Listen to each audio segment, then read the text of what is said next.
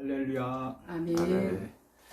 이명박 전 대통령이 2018년 3월 23일 서울 동부구치소에 수용되어 일반 구속 피의자와 똑같이 입소 절차를 밟았습니다. 다른 구속 피의자처럼 입안, 항문 등 정밀 신체 검사를 받았습니다. 이렇듯 지휘고하를 막론하고 구치소에 입소하게 되면 꼭 거쳐야 되는 절차이기 때문에 당사자들에게는 굴욕적이고 치욕적일 수 있는 이 모든 과정을 어느 누구도 피할 수 없습니다. 제가 입사했던 1991년대까지는 항문 검사 등 수용자 신체 검사를 할 때 사람의 육안으로 하였지만 지금은 가운을 입은 수용자가 카메라가 달려있는 의자에 앉으면 해당 전자 영상 장비를 통해 직원이 확인하는 방식으로 지금은 진행되고 있습니다. 그래서 지금은 수용자 인권적인 측면을 많이 보호하고 있다고 생각을 할 수 있습니다. 그리고 신체 검사가 끝난 후 왼쪽 가슴에 수용자 번호가 적힌 수용자 복으로 갈아입은 후 영화에서 봤던 것처럼 일명 머그샷을 찍게 됩니다. 여기에서 머그샷의 의학 사전 의미는 범인 식별용 얼굴 사진을 의미하고 있습니다. 조정민 목사님의 뜻밖의 축복이라는 책 내용 중에 거룩하신 하나님 앞에 서려면 누구든지 신발을 벗어야 하고 왕이든 노예든 지주든 양치기든 외에 없이 자기 신발을 벗고 맨발로 서야 한다고 하였습니다. 신발을 벗는다는 것은 과연 어떤 의미일까요? 사람은 타인을 보는 순간 그가 나보다 나은지 못한지 순식간에 판단하는 버릇이 있다고 합니다. 그가 잘 사는지 못 사는지, 학벌이 좋은지 나쁜지, 직업은 무엇이고 수입은 얼마인지, 입고 있는 옷은 어느 브랜드인지 한눈에 파악한다고 합니다. 이렇듯 사람들 앞에서는 나의 직업과 학벌, 배경이 나를 증명하는 것이겠지만 하나님 앞에서는 그 어떤 것도 나를 증명해 주지 못합니다. 지금까지 나를 나라고 주장한 모든 신분과 직업, 배경, 정체성이 하나님 앞에서는 아무짝에도 쓸모가 없기 때문입니다. 이명박 전 대통령이든 박근혜 전 대통령이든 구치소에 피의자로 들어오게 되면 세상에서 아무리 왕을 하였더라도 구치소 정밀 신체검사에서는 대통령의 신분이 아무짝에도 쓸모없이 가운만 입고 정밀 신체검사를 받아야 하고 머그샷도 찍어야 합니다. 하물며 하나님 앞에서는 우리의 신분이 더더욱 아무짝에도 쓸모없다는 것을 명심하시기 바랍니다. 아멘. 아멘. 오늘 말씀은 구약 출애굽기 3장 1절에서 12절 말씀으로 늘 함께 하시는 하나님을 보라는 제목으로 말씀을 나눌 때 함께 은혜 받는 시간이 되시기를 간절히 축원드립니다. 아멘. 하나님은 모세를 부르시고 그에게 사명을 주십니다. 모세가 부름을 받고 사명을 받은 것은 웅장한 성전이 아니라 호렙산입니다.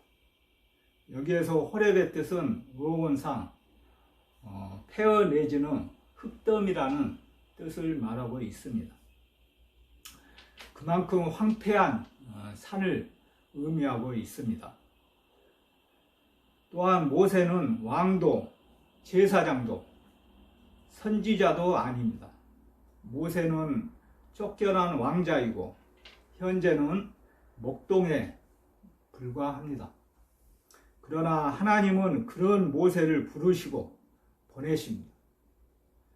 오늘 말씀은 크게 두 가지로 나누어서 전하겠습니다. 첫 번째는 본문 1절에서 6절을 중심으로 부르시고 환대하시는 하나님에 대하여, 두 번째는 본문 7절에서 12절을 중심으로 늘 함께 하시는 하나님에 대하여 말씀을 전하겠습니다.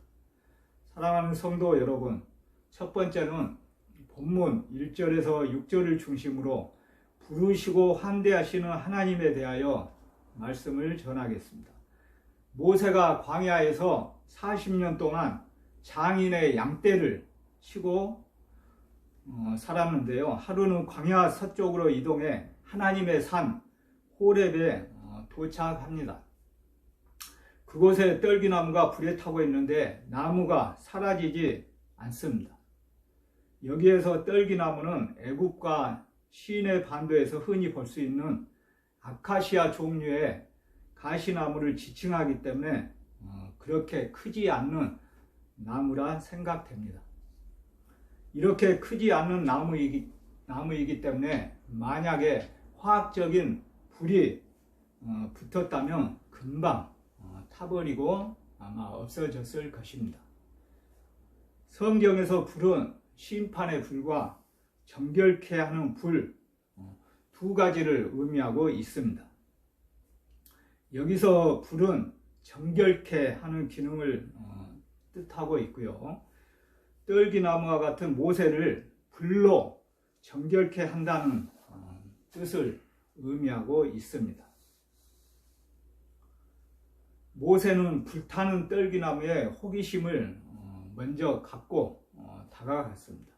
불이 붙었는데 떨기나무가 타지 않았기 때문에 여호와께서 모세가 떨기나무 쪽으로 가까이 오는 것을 보시고 말씀을 하셨습니다. 본문 2절부터 5절 말씀을 함께 읽겠습니다. 본문 2절부터 5절 말씀을 함께 읽겠습니다. 여호와의 사자가 떨기나무 가운데로부터 나오는 불꽃 안에서 그에게 나타나시니라. 그가 보니 떨기나무에 불이 붙었으나 그 떨기나무가 사라지지 아니하는지라. 이에 모세가 이르되 내가 돌이켜 가서 이 큰 광경을 보리라. 떨기나무가 어찌하여 타지 아니하는고 하니 그때 여호와께서 그가 보려고 돌이켜 오는 것을 보신지라. 하나님이 떨기나무 가운데서 그를 불러 이르시되 모세야 모세야 하시매 그가 이르되 내가 여기 있나이다. 하나님이 이르시되 이리로 가까이 오지 말라. 네가 선 곳은 거룩한 땅이니 내 발에서 신을 벗으라. 아멘. 이와 같이 모세는 자신의 눈앞에 펼쳐진 경이로운 광경을 보고 또다시 돌이켜 호기심으로 또다시 돌이켜 가서 그것을 보려 하였습니다. 우리가 생각해도 많이 놀라운 광경으로 생각할 수가 있겠죠. 분명히 떨기나무, 조그만 가시나무입니다. 조그만 가시나무에 분명히 불이 붙었으면 타고 없어져야 마땅하는데 그 떨기나무가 그대로 남아 있었기 때문에 모세는 다시 한번 돌이켜 가서 그것을 보려 하였습니다. 그런 모세를 보신 하나님이 드디어 음성을 발하셔서 모세야 모세야 이렇게 두 번 거듭 부르시고 모세 또한 그 부름에 응답하였습니다. 모세야 모세야 두 번 하나님이 부르니까 모세는 그 부름에 내가 여기 있나이다 라고 응답하였습니다. 하나님과 모세의 인격적 만남이 시작되는 역사적 순간입니다. 폐허 위에 세키나, 영어로 이제 세키나가 영광입니다. 폐허 위에 세키나 영광으로 임하신 하나님은 바로 그 땅이 거룩하다고 선언하시고 모세가 그리로 가까이 다가오는 것을 금하시면서 그에게 신발을 벗으라고 말씀하셨습니다. 이는 하나님의 거룩한 임재 앞에 두려움과 겸비함으로 서라는 의미를 말하고 있습니다. 이는 하나님의 거룩한 임재 앞에 두려움과 겸비함으로 서라는 의미를 말씀하고 있습니다. 다시 정리하자면 하나님이 거룩하신 분이니 하나님이 계신 호렙도 거룩해졌습니다. 신을 벗게 하실 의도는 모세를 환대하겠다는 것입니다. 모세는 40세에 애굽의 왕에서 도망나와 광야에서 40년을 나그네로 살았습니다. 애굽의 왕자로 살 때는 세상의 모든 것을 가진 자로 살았지만 미디안 광야로 왔을 때는 오갈 데 없는 나그네에 불과했습니다. 40년 동안 광야에서 나그네로 산 모세를 하나님은 이렇게 환대를 해 주셨습니다.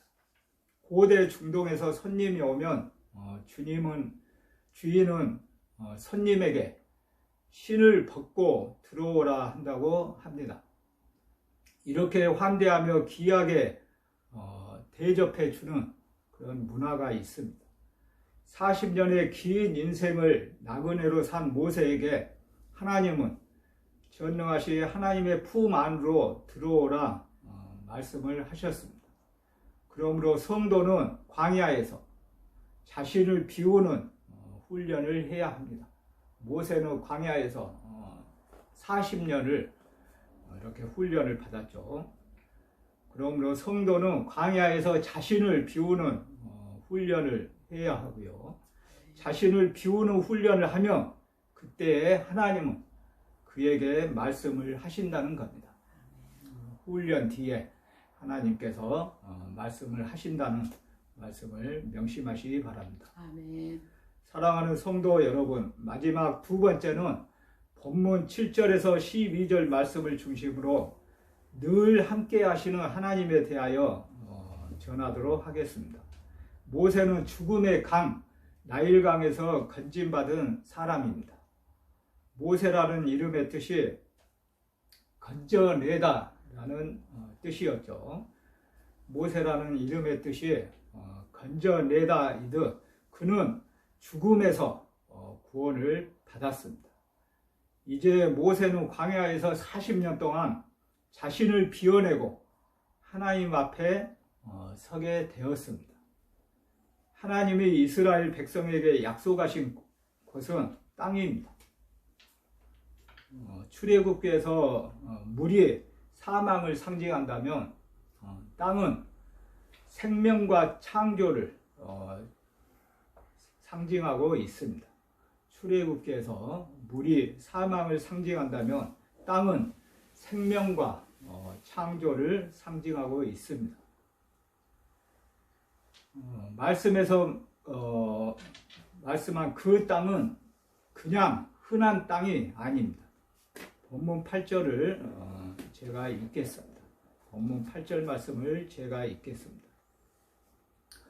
내가 내려가서 그들을 애굽인의 손에서 건져내고 그들을 그 땅에서 인도하여 아름답고 광대한 땅, 젖과 꿀이 흐르는 땅, 곧 가나안 족속, 헷 족속, 아모리 족속, 브리스 족속, 휘이 족속, 여부스 족속의 지방에 데려가려 하노라. 아멘.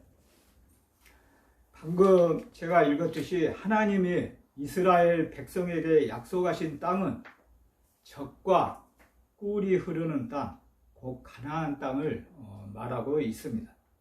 하나님은 애굽에 있는 백성의 고통을 보고 듣고 내려가셔서 애굽인의 손에서 건져내려고 하십니다. 본문 9절 말씀을 함께 읽겠습니다. 본문 9절 말씀을 함께 읽겠습니다. 이제 가라. 이스라엘 자손의 부르짖음이 내게 달하고 애굽 사람이 그들을 괴롭히는 학대도 내가 보았으니. 아멘. 이와 같이 하나님은 이스라엘 백성들의 부르짖음을 듣고 학대당하는 모습을 보고 그들을 위해 모세를 부르시고 그에게 가라 하셨습니다. 하나님의 구원은 결코 탈출만을 의미하지 않고 있습니다. 머물고 살 수 있는 창조의 땅을 예비해 놓으셨습니다. 그래서 이스라엘 백성은 하나님이 보낸 모세를 통해 애굽을 탈출하여 젖과 꿀이 흐르는 창조의 땅으로 가게 될 것입니다. 이것이 진정한 구원입니다. 이렇게 하나님은 구원 사역을 이루시기에 모세를 사용하셨습니다. 모세는 재차 언급했듯 건져냄을 받은 자입니다. 건져냄을 받은 자는 그 은혜로 인해 다른 사람들을 건져내는 일을 하게 됩니다. 그러나 하나님께 사명을 받은 모세는 자신의 부족함을 먼저 내세웠습니다. 본문 11절에서 12절을 함께 읽겠습니다. 본문 11절에서 12절 말씀을 함께 읽겠습니다. 모세가 하나님께 아뢰되 내가 누구이기에 바로에게 가며 이스라엘 자손을 애굽에서 인도하여 내리이까 하나님이 이르시되 내가 반드시 너와 함께 있으리라. 내가 그 백성을 애굽에서 인도하여 낸 후에 너희가 이 산에서 하나님을 섬기리니 이것이 내가 너를 보낸 증거니라. 아멘. 사람은 다 부족함이 많이 있죠. 모세도 마찬가지입니다.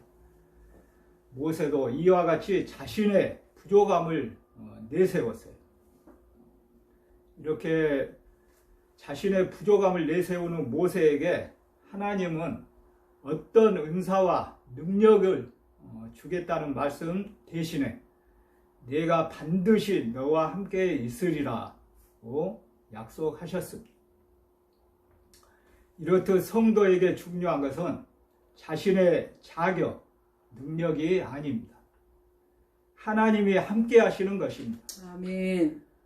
모든 것을 이루시는 하나님이 함께 하시면 우리는 담대히 나아갈 수 있습니다. 아멘. 사랑하는 성도 여러분, 말씀을 정리하겠습니다. 모세는 하나님께 자신이 그 일을 어떻게 감당할 수 있겠느냐고 항변하였습니다. 출애굽기 2장 11절에서 12절 말씀을 살펴보면 모세는 부족함이 많은 사람이었습니다. 모세는 애굽 사람이 동족 히브리 사람 치는 것을 보고 그 애굽 사람을 쳐 죽였습니다. 살인까지 하였었죠. 이 일이 탄로나자 모세는 미디안 땅으로 도망갔습니다. 이렇듯 모세는 과거에 자신이 실패했던 일이 떠올랐을 것입니다. 사람은 쉽게 바뀌지 않을 것이라 모세도 또한 생각했기 때문입니다. 이러한 이유로 모세는 자기 수준과 상태로는 안 된다고 생각을 하였습니다.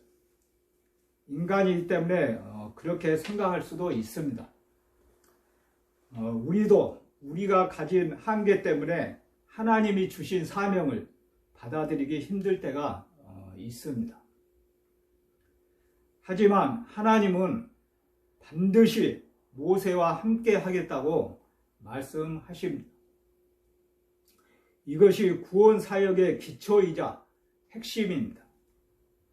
하나님은 사명만 주시지 않고 그것을 이룰 수 있도록 함께해 주십니다. 아멘. 하나님은 사명만 주시지 않고 그것을 이룰 수 있도록 함께해 주신다는 것을 우리는 믿으시길 바랍니다. 아멘. 아멘.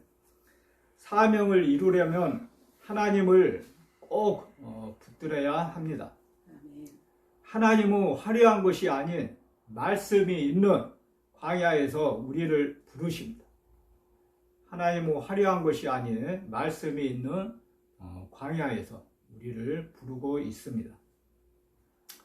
그곳에서 환대해 주시고 함께 하겠다고 약속하셨습니다. 필리핀의 독재자 마르코스의 아내인 이멜다는 신발만 3,000켤레를 가지고 있었다고 합니다. 신발만 3,000켤레를 가지고 있었다고 합니다. 신발은 그녀의 자존심이고 자기의 부를 과시하는 상징이었습니다. 하지만 그토록 많은 신발도 하나님 앞에서는 그야말로 무용지물이었습니다. 누구든지 하나님 앞에서는 맨발로 서야 합니다. 하나님 앞에서는 우리가 내세울 게 하나도 없기 때문입니다. 우리는 지금까지 내가 나라고 믿었던 모든 것을 내려놓고 부수고 산산조각으로 깨뜨리고 하나님 앞에 서야 합니다. 내가 내세우던 우월감도 열등감도 모두 부수고 하나님 앞에 서야 합니다. 인생이 산산조각 났습니까? 정말 끝장난 것 같습니까? 이제 무너진 그 자리에서 하나님이 행하실 일을 기대하십시오. 아멘. 지금까지와 전혀 다른 차원의 새 일을 행하실 하나님을 기대하십시오. 아멘. 내 힘으로는 아무것도 할 수 없다고 두 손 들 때 그때에 하나님이 이 일을 시작하신다는 것을 꼭 믿으시길 바랍니다. 아울러 하나님은 화려한 것이 아닌 말씀이 있는 광야에서 우리를 부르신다는 것을 명심하시기 바랍니다. 아멘. 아멘. 이제 지금부터 우리의 삶은 모세와 같이 자신을 보지 말고 과거의 실패를 보지 말고 세상의 신분 등 귀고하를 보지 말고 늘 함께 하시는 하나님을 보며 항상 전진하시길 축원드립니다. 아멘. 할렐루야. 아멘. 아멘. 제가 기도하겠습니다. 오늘 늘 함께 하시는 하나님을 보라는 제목의 말씀을 통하여 하나님은 당신의 사역을 위해 사람들을 부르신다고 하셨습니다. 그리고 부름받은 사람들에게 세상의 가치관에 오염되지 않은 거룩함을 요구하시고 늘 함께 하시는 하나님을 보라고 하셨습니다. 오늘날 물질적 부와 안락함이 성공의 기준이 되고 있지만 하나님의 백성은 이러한 유혹으로부터 자신을 지켜 거룩하게 하고 하나님의 말씀에 순종하는 삶을 통해 구령의 사명을 잘 감당할 수 있도록 인도하여 주시옵소서. 아멘. 저희 몸된 교정선교교회의 지체들과 전국 교정시설에 갇혀있는 형제 자매들, 그들을 돌아보고 있는 교도관, 그리고 하나님의 백성들 모두가 하나님의 말씀에 순종하여 모든 것을 이루시는 하나님이 함께 하시면 우리는 담대히 나아갈 수 있다는 믿음을 가질 수 있도록 도와주시옵소서. 아멘. 코로나19로 인하여 아직까지 모든 민족과 세계 열방이 두려움에 떨고 있는 가운데 교정 선교교회 지체들 모두가 영육간의 건강을 유지하며 이렇게 함께 모여 예배 드릴 수 있도록 인도하여 주시니 감사드립니다. 아멘. 하루빨리 코로나19가 종식되어 모든 그리스도인들이 교회 공동체에서 함께 모여 예배를 드릴 수 있도록 도와주시옵소서. 아멘. 특별히 하나님의 은혜와 섭리로 서울 동부지소를 비롯하여 전국 교정기관이 코로나19를 잘 극복할 수 있도록 도와주시니 감사드립니다. 아멘. 앞으로는 우리들 삶에 화급한 일 절대 당하지 않도록 도와주시옵소서. 아멘. 간절히 바라옵기는 이번 코로나19로 인하여 전국의 모든 교도관과 수용자 그리고 그들의 가족들 모두가 모세와 같이 부족하고 죄로 점철된 자신의 모습을 보지 않고 항상 함께 하시는 하나님을 바라보면서 주어진 선교의 사명을 잘 감당할 수 있도록 인도하여 주시옵소서. 아멘. 예수님의 이름으로 간절히 기도드립니다. 아멘. 아멘.